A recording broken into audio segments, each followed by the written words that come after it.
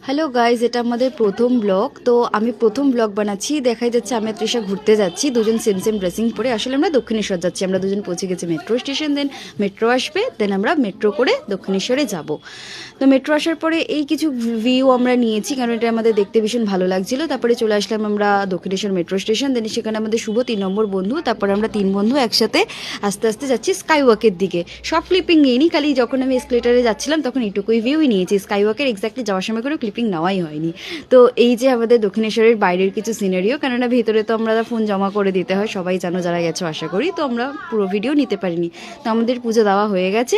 তারপরে আমি কিছু আশেপাশের জায়গা ঘুরছি, আমি না সবাই ঘুরছিল, এই ভিডিওটা করে দিয়েছে আমাকে শুভ।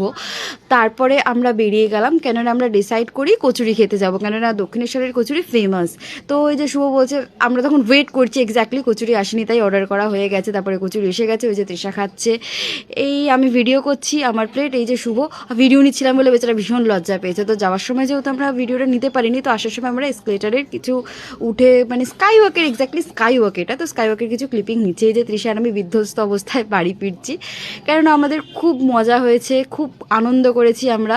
তারপর আমরা দমদম পৌঁছে গেলাম। তারপরে তৃষার মতন বাড়ি চলে গেছে, আমি আমার মতন বাড়ি চলে গেছি। আর শুভ যেহেতু বেলগাছিয়া থাকে, তো ও আমাদের সাথে দমদম নামেনিও বেলগাছিয়াতে নেমে